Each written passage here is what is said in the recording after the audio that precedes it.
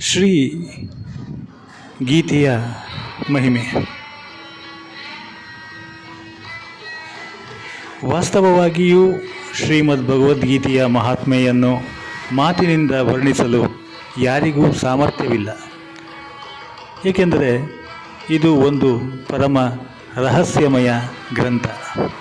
ಇದರಲ್ಲಿ ಸಂಪೂರ್ಣವಾಗಿ ವೇದಗಳ ಸಾರವನ್ನು ಸಂಗ್ರಹ ಮಾಡಲಾಗಿದೆ.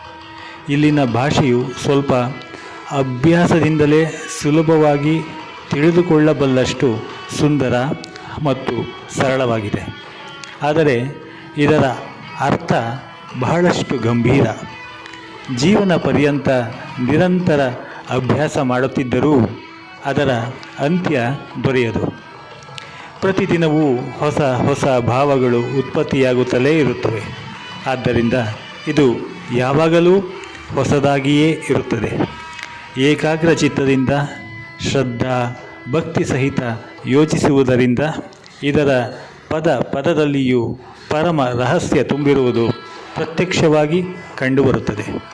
ಭಗವಂತನ ಗುಣ, ಪ್ರಭಾವ ಮತ್ತು ರಹಸ್ಯದ ವರ್ಣನೆಯನ್ನು ಈ ಗೀತಾಶಾಸ್ತ್ರದಲ್ಲಿ ಮಾಡಿರುವ ಹಾಗೆ ಬೇರೆ ಗ್ರಂಥಗಳಲ್ಲಿ ಕಾಣುವುದು ಕಷ್ಟ. ಏಕೆಂದರೆ ಬಹುಶಃ ಅವುಗಳಲ್ಲಿ ಅಲ್ಪ ಸ್ವಲ್ಪವಾದರೂ ಸಾಂಸಾರಿಕ ವಿಷಯ ದೊರೆಯುತ್ತಾ ಇರುತ್ತದೆ. ಆದರೆ ಶ್ರೀಮದ್ ಭಗವದ್ಗೀತೆ ಒಂದು ಅನುಪಮವಾದ ಶಾಸ್ತ್ರವೆಂದು ಭಗವಂತ ಹೇಳಿದ್ದಾನೆ. ಇದರಲ್ಲಿ ಒಂದು ಶಬ್ದವೂ ಸಹ ಸದುಪದೇಶ ಅಲ್ಲದ್ದು ಇಲ್ಲ. ಆದುದರಿಂದ ಶ್ರೀ ವೇದವ್ಯಾಸರು ಮಹಾಭಾರತದಲ್ಲಿ ಗೀತೆಯ ವರ್ಣನೆ ಮಾಡಿದ ನಂತರ ಹೇಳಿದ್ದಾರೆ, ಗೀತೆಯನ್ನು ಚೆನ್ನಾಗಿ ಅಧ್ಯಯನ ಮಾಡಲು ಯೋಗ್ಯವಾಗಿದೆ. ಅರ್ಥಾತ್ ಶ್ರೀ ಗೀತೆಯನ್ನು ಒಳ್ಳೆಯ ರೀತಿಯಲ್ಲಿ ಓದಿ ಅರ್ಥ ಮತ್ತು ಭಾವ ಸಹಿತ ಅಂತಃಕರಣದಲ್ಲಿ ಗ್ರಹಿಸಿಕೊಳ್ಳುವುದು ಮುಖ್ಯವಾದ ಕರ್ತವ್ಯ. ಏಕೆಂದರೆ ಶ್ರೀ ಪದ್ಮನಾಭ ವಿಷ್ಣು ಭಗವಂತನು ಸ್ವತಃ ತನ್ನ ಮುಖಾರವಿಂದದಿಂದ ಹೇಳಿರುತ್ತಾನೆ, ಅನ್ಯ ಶಾಸ್ತ್ರಗಳಿಂದ ಏನು ಪ್ರಯೋಜನ? ಹಾಗೂ ಸ್ವತಃ ಭಗವಂತನೇ ಇದರ ಮಹಾತ್ಮೆಯನ್ನು ಕೊನೆಯಲ್ಲಿ ವರ್ಣಿಸಿದ್ದಾನೆ. ಈ ಗೀತಾಶಾಸ್ತ್ರದಲ್ಲಿ ಮನುಷ್ಯರಿಗೆ ಅಧಿಕಾರ ಉಂಟು. ಅವನು ಬೇಕಾದರೆ ಯಾವುದೇ ವರ್ಣ ಆಶ್ರಮದಲ್ಲಿ ಇರುವವನಾಗಿರಬಹುದು. ಆದರೆ ಅವಶ್ಯಕವಾಗಿ ಭಗವಂತನಲ್ಲಿ ಶ್ರದ್ಧಾಳು ಮತ್ತು ಭಕ್ತಿಯುಳ್ಳವನು ಆಗಿರಲೇಬೇಕು. ಏಕೆಂದರೆ ತನ್ನ ಭಕ್ತರಲ್ಲಿಯೇ ಇದರ ಪ್ರಚಾರ ಮಾಡಬೇಕೆಂದು ಭಗವಂತನು ಆಜ್ಞೆ ಮಾಡಿದ್ದಾನೆ. ಹಾಗೂ ಸ್ತ್ರೀಯರು, ವೈಶ್ಯರು, ಶೂದ್ರರು ಮತ್ತು ಪಾಪ ಯೋನಿಯಲ್ಲಿ ಹುಟ್ಟಿರುವ ಮನುಷ್ಯರೂ ಸಹ ತನ್ನ ಪಾರಾಯಣರಾಗಿ ಪರಮಗತಿಯನ್ನು ಪಡೆಯುತ್ತಾರೆ ಮತ್ತು ತಮ್ಮ ತಮ್ಮ ಸ್ವಾಭಾವಿಕ ಕರ್ಮಗಳ ಮೂಲಕ ನನ್ನನ್ನು ಪೂಜೆ ಮಾಡಿದ ಮನುಷ್ಯರು ಪರಮ ಸಿದ್ಧಿಯನ್ನು ಪಡೆಯುತ್ತಾರೆ ಎಂದೂ ಸಹ ಹೇಳಿದ್ದಾನೆ. ಇವುಗಳನ್ನೆಲ್ಲ ಪರಿಶೀಲಿಸಿದಾಗ ಪರಮಾತ್ಮನ ಪ್ರಾಪ್ತಿಗೆ ಎಲ್ಲರಿಗೂ ಅಧಿಕಾರವಿದೆಯೆಂದೇ ಗೊತ್ತಾಗುತ್ತದೆ. ಆದರೆ ಮೇಲೆ ತಿಳಿಸಿದ ವಿಷಯಗಳ ಮರ್ಮವನ್ನು ತಿಳಿದುಕೊಂಡಿಲ್ಲದ ಕಾರಣ ಕೇವಲ ಗೀತೆಯ ಹೆಸರನ್ನು ಮಾತ್ರ ಕೇಳಿರುವ ಜನರು ಗೀತೆಯು ಕೇವಲ ಸನ್ಯಾಸಿಗಳಿಗೆ ಮಾತ್ರ ಇರುವುದು ಎಂದು ಹೇಳುತ್ತಾರೆ. ಗೀತಾಭ್ಯಾಸದ ಜ್ಞಾನದಿಂದ ಹುಡುಗ ಮನೆ ಬಿಟ್ಟು ಸನ್ಯಾಸಿಯಾಗಿ ಹೋಗಿಬಿಟ್ಟಾನೋ ಎಂಬ ಭಯದಿಂದ ಅವರು ತಮ್ಮ ಮಕ್ಕಳಿಗೆ ಗೀತೆಯ ಅಭ್ಯಾಸ ಮಾಡಿಸುವುದಿಲ್ಲ. ಆದರೆ ಮೋಹದಿಂದಾಗಿ ತಮ್ಮ ಕ್ಷಾತ್ರ ಧರ್ಮದಿಂದ ವಿಮುಖನಾಗಿ ಭಿಕ್ಷಾನ್ನದಿಂದ ಜೀವನ ಸಾಗಿಸುವುದಕ್ಕೆ ಸಿದ್ಧನಾದ ಅರ್ಜುನನು ಪರಮ ರಹಸ್ಯಮಯ ಗೀತೋಪದೇಶದಿಂದ ಜೀವನ ಪರ್ಯಂತ ಗೃಹಸ್ಥನಾಗಿಯೇ ಇದ್ದು ತನ್ನ ಕರ್ತವ್ಯವನ್ನು ಪಾಲಿಸಿದ. ಅಂದ ಮೇಲೆ ಗೀತಾಶಾಸ್ತ್ರದಿಂದ ವಿರುದ್ಧವಾದ ಪರಿಣಾಮ ಹೇಗೆ ಉಂಟಾಗಬಲ್ಲದು ಎಂಬುದನ್ನು ಅವರು ಯೋಚಿಸಬೇಕು. ಆದುದರಿಂದ ಒಳ್ಳೆಯದನ್ನು ಬಯಸುವವರು ಮೋಹವನ್ನು ತ್ಯಜಿಸಿ ಅತಿಶಯ ಶ್ರದ್ಧಾ ಭಕ್ತಿಗಳಿಂದ ತಮ್ಮ ಮಕ್ಕಳಿಗೆ ಅರ್ಥ ಮತ್ತು ಭಾವ ಸಹಿತ ಗೀತಾಭ್ಯಾಸವನ್ನು ಮಾಡಿಸಬೇಕು ಮತ್ತು ತಾವೂ ಸಹ ಇದರ ಪಠನ ಮತ್ತು ಮನನ ಮಾಡಿಕೊಳ್ಳುತ್ತಾ ಭಗವಂತನ ಆಜ್ಞಾನುಸಾರ ಸಾಧನೆಯಲ್ಲಿ ತತ್ಪರರಾಗಬೇಕು. ಏಕೆಂದರೆ ಅತ್ಯಂತ ದುರ್ಲಭವಾದ ಮಾನವ ಶರೀರವನ್ನು ಪಡೆದುಕೊಂಡು ತನ್ನ ಅಮೂಲ್ಯ ಸಮಯದ ಒಂದು ಕ್ಷಣವನ್ನೂ ದುಃಖ ಮೂಲವಾದ ಕ್ಷಣಭಂಗುರವಾದ ಭೋಗಗಳನ್ನು ಅನುಭವಿಸುವುದರಲ್ಲಿ ಹಾಳು ಮಾಡಿಕೊಳ್ಳುವುದು ಉಚಿತವಲ್ಲ.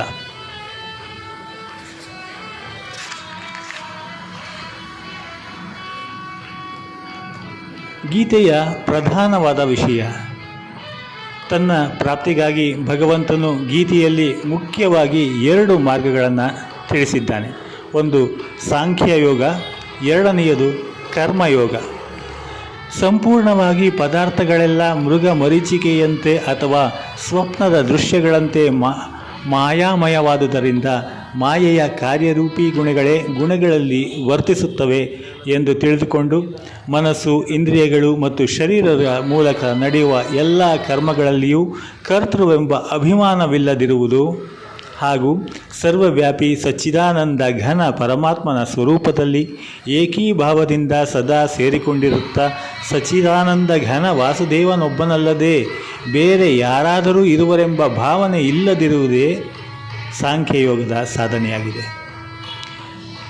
ಎರಡನೆಯದು ಸರ್ವಸ್ವವು ಭಗವಂತನದು ಎಂದು ತಿಳಿದುಕೊಂಡು ಫಲಾಫಲಗಳಲ್ಲಿ ಸಮಭಾವವನ್ನು ಇಟ್ಟುಕೊಳ್ಳುತ್ತಾ ಆಸಕ್ತಿ ಮತ್ತು ಫಲಾಪೇಕ್ಷೆಗಳನ್ನು ತ್ಯಜಿಸಿ ಭಗವಂತನ ಆಜ್ಞಾನುಸಾರ ಕೇವಲ ಭಗವಂತನಿಗಾಗಿಯೇ ಕರ್ಮಗಳನ್ನೆಲ್ಲ ಆಚರಿಸುವುದು ಹಾಗೂ ಶ್ರದ್ಧಾಭಕ್ತಿಗಳಿಂದ ಕಾಯ ವಾಚ ಮನಸ ಎಲ್ಲ ರೀತಿಯಿಂದಲೂ ಭಗವಂತನಿಗೆ ಶರಣಾಗಿ ನಾಮ ಗುಣ ಮತ್ತು ಪ್ರಭಾವ ಸಹಿತ ಆತನ ಸ್ವರೂಪದ ಚಿಂತನೆಯನ್ನು ನಿರಂತರ ಮಾಡುವುದು ಇದು ನಿಷ್ಕಾಮ ಕರ್ಮಯೋಗದ ಸಾಧನೆ.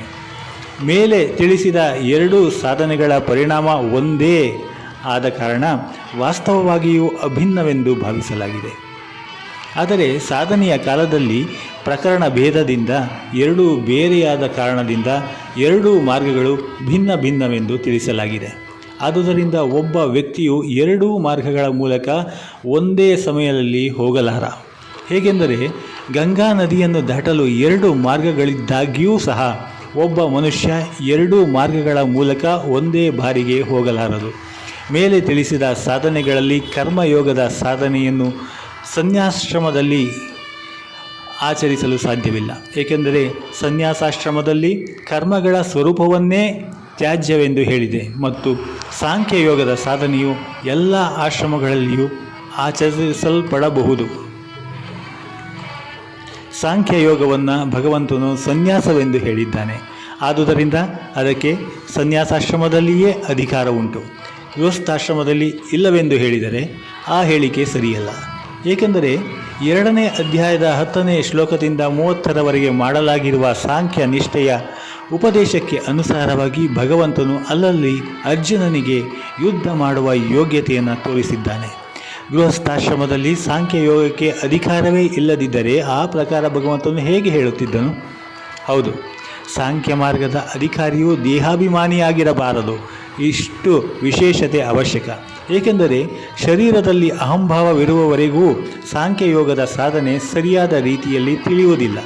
ಆದ್ದರಿಂದ ಭಗವಂತನು ಸಾಂಖ್ಯಯೋಗವನ್ನು ಕಠಿಣವೆಂದು ಹೇಳಿದ್ದಾನೆ ಮತ್ತು ನಿಷ್ಕಾಮ ಕರ್ಮಯೋಗ ಸಾಧನೆಯು ಸುಗಮವಾಗಿರುವ ಕಾರಣ ನೀನು ನಿರಂತರ ನನ್ನ ಚಿಂತನೆಯನ್ನೇ ಮಾಡುತ್ತಾ ನಿಷ್ಕಾಮ ಕರ್ಮಯೋಗದ ಆಚರಣೆ ಮಾಡು ಎಂದು ಅರ್ಜುನನಿಗೆ ಅಲ್ಲಲ್ಲಿ ಹೇಳಿದ್ದಾನೆ.